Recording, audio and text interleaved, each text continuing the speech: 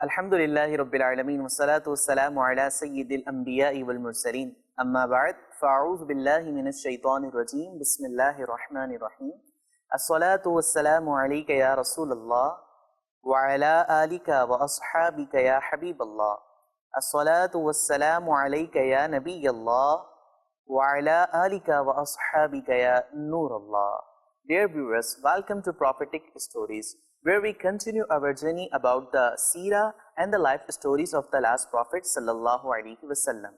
And today in this episode, we will talk about the journey of Miraj. Let's begin with the excellence of Durud Pak. روایت میں آتا ہے کہ جو شخص شعبان المعظم میں روزانہ 700 مرتبہ درود پاک پڑھے گا تو اللہ پاک کچھ فرشتوں کو مقرر فرمائے گا جو اس کے درود پاک کو حضور صلی اللہ علیہ وسلم کی بارگاہ اقدس میں لے کر حاضر ہوں گے. حضور صلی اللہ علیہ وسلم ان درود پاک کی وجہ سے خوش ہوں گے. پھر اللہ پاک فرشتوں کو حکم دے گا کہ اس درود پاک پڑھنے والے کے لیے قیامت تک مغفرت کی دعا کرتے رہو. صلو علی الحبیب صلی اللہ تعالی علی محمد صلی اللہ تعالی علیہ وسلم. ناظرین، تاریخ اسلام کے واقعات اور نبی کریم صلی اللہ علیہ وسلم کے معجزات میں سے ایک عظیم معجزہ معراج ہے. ناظرین، معراج کی رات کئی واقعات اور معجزات رونما ہوئے جسے مختلف علماء کرام نے مختلف انداز میں بیان کیا ہے. ہم یہاں پر معراج کی رات ہونے والے واقعات اور معجزات میں سے چند کا مختصر یہاں ذکر کریں گے. اعلان نبوت کا 12واں سال تھا، یعنی ہجرت سے 1 سال قبل. حضرت ام ہانی رضی اللہ تعالی عنہا کا گھر تھا. حضور نبی کریم صلی اللہ علیہ وسلم آرام فرما رہے تھے کہ اس فرشتوں کے سردار جبرائیل علیہ السلام بارگاہ رسالت صلی اللہ علیہ وسلم میں حاضر ہوئے اور عرض کرنے لگے، یا رسول اللہ صلی اللہ علیہ وسلم، آپ کو آپ کے رب نے بلایا ہے. ناظرین، حضرت جبرائیل علیہ السلام اپنے ساتھ حضور صلی اللہ علیہ وسلم کی سواری کے لیے براق کو بھی ساتھ لے کر آئے تھے. حضور صلی اللہ علیہ وسلم براق پر تشریف فرما ہوئے. پھر یہاں سے وہ سفر شروع ہوا جسے سفر معراج کہا جاتا ہے. ناظرین، سفر معراج میں کئی معجزات کا ظہور ہوا اور سفر معراج ڈفرینٹ پارٹس میں ہوا، جس میں سب سے پہلا پارٹ مسجد حرام جہاں حضور صلی اللہ علیہ وسلم تشریف فرما تھے اور جہاں سے یہ سفر شروع ہوا سے لے کر مسجد اقصی تک تھا، جسے قرآن کریم میں یوں بیان فرمایا گیا ہے کہ سبحان الذی اسری بعبدہ لیلا من المسجد الحرام الی المسجد الاقصی الذی بارکنا حولہ لنریہ من آیاتنا انہ هو السمیع البصیر. پاک ہے وہ ذات جس نے اپنے خاص بندے کو رات کے کچھ حصے میں مسجد حرام سے مسجد اقصی تک کی سیر کرائی، جس کے ارد گرد ہم نے برکتیں رکھی ہیں تاکہ ہم اسے اپنی عظیم نشانیاں دکھائیں. بے شک وہی سننے والا دیکھنے والا ہے. مسجد حرام سے مسجد اقصی تک کے سفر میں اللہ پاک کے آخری نبی صلی اللہ علیہ وسلم نے 3 مختلف مقامات پر نماز پڑھی. One of them place is مدینۃ المنورہ، جہاں اللہ پاک کے آخری نبی صلی اللہ علیہ وسلم نے ہجرت فرمانی تھی، وہاں نماز پڑھی. اور اس کے بعد دوسری اس جگہ پر نماز پڑھی جہاں اللہ پاک نے حضرت موسیٰ علیہ السلام کو ہم کلامی کا شرف عطا فرمایا تھا، یعنی طور سینا پر.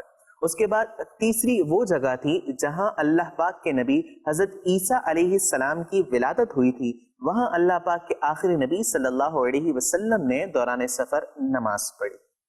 دوران سفر حضور صلی اللہ علیہ وسلم نے ایک بوڑھی عورت کو دیکھا. پھر حضور صلی اللہ علیہ وسلم وہاں سے آگے بڑھ گئے. اس کے بعد ایک جگہ پر حضور صلی اللہ علیہ وسلم کو کسی نے پکارا. حضور صلی اللہ علیہ وسلم نے اسے جواب نہیں دیا، وہاں سے بھی آگے تشریف لے گئے. اس کے بعد پھر حضور صلی اللہ علیہ وسلم کو سلام عرض کیا گیا. حضور صلی اللہ علیہ وسلم نے اس سلام کا جواب دیا. بیت المقدس پہنچنے کے بعد حضرت جبرائیل علیہ السلام نے عرض کی کہ یا رسول اللہ صلی اللہ علیہ وسلم، وہ بوڑھی عورت دنیا تھی کہ دنیا کی بھی اب اتنی ہی عمر باقی ہے جتنا ایک بوڑھی عورت کی. پھر اس کے بعد بتایا کہ وہ جو جس نے آپ کو پکارا تھا وہ شیطان تھا جو آپ کو اپنی طرف مائل کرنا چاہتا تھا. پھر اس کے بعد حضرت جبرائیل علیہ السلام نے عرض کی کہ جنہوں نے آپ کو سلام کیا تھا وہ حضرت ابراہیم، حضرت موسیٰ اور حضرت عیسیٰ علیہ السلام تھے.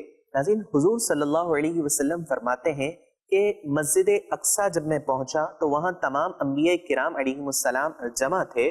پھر تمام انبیاء کرام علیہم السلام نے حضور صلی اللہ علیہ وسلم کا استقبال فرمایا اور پھر تمام انبیاء کرام علیہم السلام نے صفیں درست کی، صفیں بنائیں اور پھر انبیاء کرام علیہم السلام نے حضور نبی کریم صلی اللہ علیہ وسلم کی اقتداء میں نماز پڑھی. پھر اس کے بعد انبیاء کرام علیہم السلام میں سے مختلف انبیاء کرام نے خطبے دیے. اس کے بعد آخر میں اللہ پاک کے آخری نبی صلی اللہ علیہ وسلم نے خطبہ دیا، جس میں پیارے آقا صلی اللہ علیہ وسلم نے اللہ پاک کی تعریف بیان کی اور بتایا کہ تمام تعریف اللہ پاک کے لیے ہے کہ جس نے مجھے تمام جہانوں کے لیے رحمت بنا کر اور تمام انسانوں کے لیے خوشخبری اور ڈر سنانے والا بنا کر بھیجا. اور اللہ پاک نے مجھ پر قرآن کریم کو نازل فرمایا جو حق و باطل میں فرق کرنے والی کتاب ہے اور جس میں ہر چیز کا بیان ہے، تمام چیزیں اس میں واضح ہیں. اس طرح پھر اللہ پاک کے آخری نبی صلی اللہ علیہ وسلم نے اپنا خطبہ مکمل فرمایا. ناظرین پھر اس کے بعد یہاں تک یہ سفر مکمل ہوا جسے زمینی سفر کہا جاتا ہے. ناظرین زمینی سفر مکمل ہونے کے بعد معراج کی شب مسجد اقصیٰ سے آسمانی سفر کا آغاز ہوا. زمینی سفر کی طرح اس سفر میں بھی فرشتوں کے سردار یعنی حضرت جبرائیل علیہ السلام، نبیوں کے سردار یعنی اللہ پاک کے آخری نبی محمد عربی صلی اللہ علیہ وسلم کے ساتھ تھے. اللہ پاک کے آخری نبی صلی اللہ علیہ وسلم مسجد اقصیٰ سے آسمان دنیا یعنی پہلے آسمان تک پہنچے. وہاں پیارے آقا صلی اللہ علیہ وسلم کی ملاقات ابو البشر یعنی حضرت آدم علیہ السلام سے ہوئی. وہاں سے پھر اللہ پاک کے آخری نبی صلی اللہ علیہ وسلم حضرت جبرائیل علیہ السلام کے ہمراہ دوسرے آسمان پر تشریف لے گئے. وہاں حضرت یحییٰ علیہ السلام اور حضرت عیسیٰ علیہ السلام سے ملاقات ہوئی.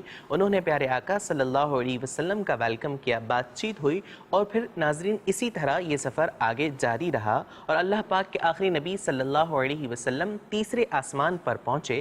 وہاں حضرت یوسف علیہ السلام سے ملاقات ہوئی، ان سے بات چیت ہوئی اور اس کے بعد اللہ پاک کے آخری نبی صلی اللہ علیہ وسلم چوتھے آسمان پر تشریف لے گئے.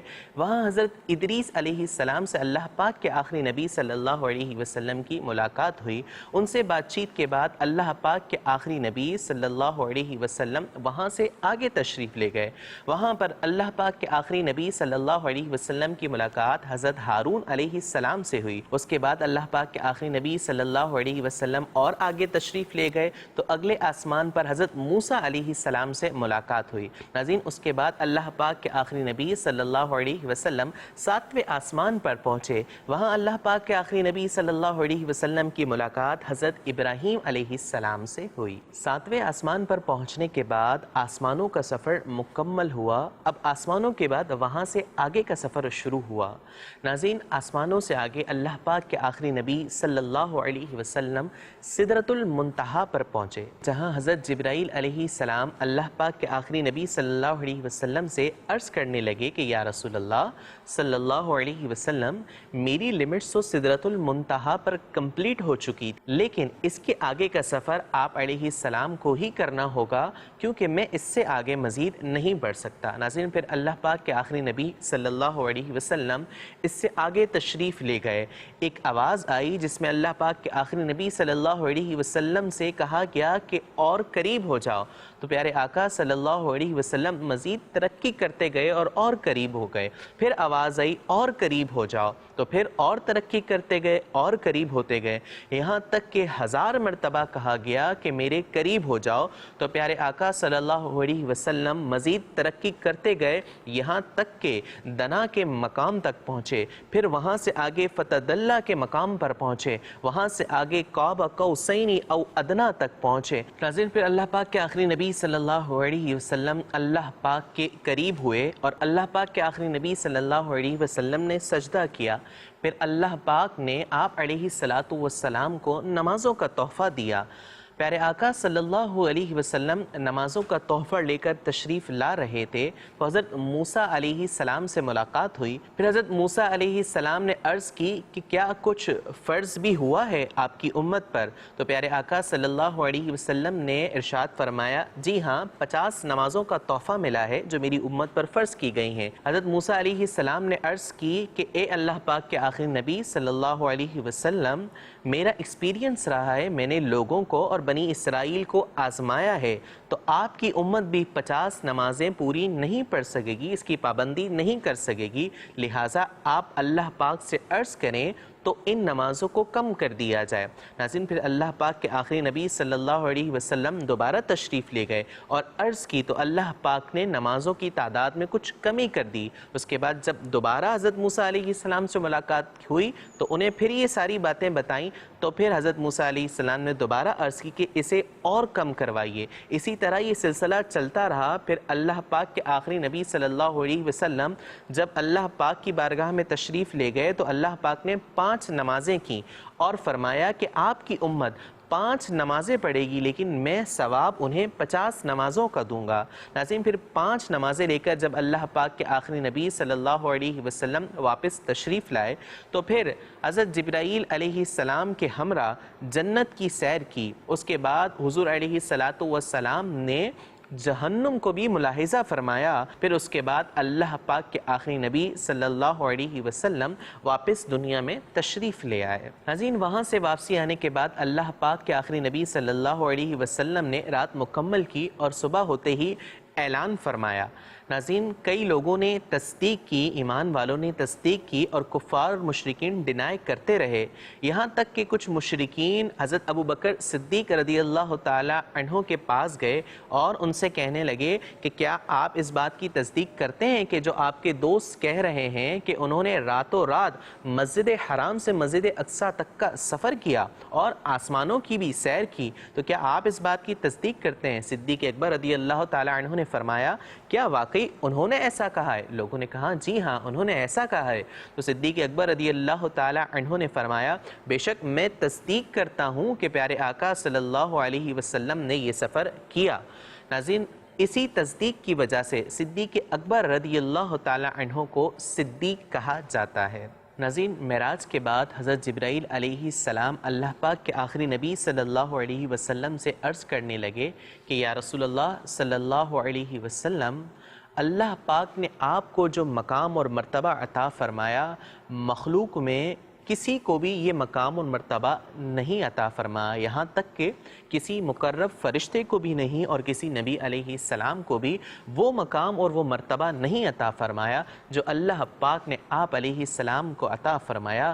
بے شک آپ علیہ السلام مخلوق میں سب سے زیادہ عزت والے اور بلند مرتبے والے ہیں۔ ناظرین، ہمیں بھی اس بات کی خوشی منانی چاہیے اور اس بات پر خوش ہونا چاہیے کہ اللہ پاک نے ہمارے پیارے آقا صلی اللہ علیہ وسلم کو مخلوق میں سب سے زیادہ بلند مرتبہ عطا فرمایا ہے، اور ہمیں اس بات کا شکر بھی ادا کرنا چاہیے کہ اللہ پاک نے ہمیں پیارے آقا صلی اللہ علیہ وسلم کی امت میں پیدا فرمایا، اور اس بات کی بہت زیادہ قدر بھی کرنی چاہیے، اور قدر والوں میں بیٹھ کے سیکھی جاتی ہے، وہیں سے قدر کرنا آتا ہے۔ ناظرین، دعوت اسلامی کا مدنی ماحول ہمیں قدر بھی سکھاتا ہے، سنتیں بھی سکھاتا ہے اور اعمال کی درستگی کا درس بھی دیتا ہے، تو یقیناً ہمیں دعوت اسلامی کے مدنی ماحول سے ہر وقت جڑا رہنا چاہیے اور نمازوں کی بھی پابندی کرنی چاہیے۔ ناظرین، اسی طرح اللہ پاک کے آخری نبی صلی اللہ علیہ وسلم کی سیرت کے متعلق اور انبیاء کرام علیہم السلام کے بارے میں جاننے کے لیے دعوت اسلامی کی شائع کردہ کتاب سیرت الانبیاء کا ضرور مطالعہ کریں اور ہمارا پروگرام پروفیٹک اسٹوریز ضرور دیکھتے رہیں۔ We will meet again inshallah in the next episode. You can good take care of yourself. السلام علیکم ورحمۃ اللہ وبرکاتہ۔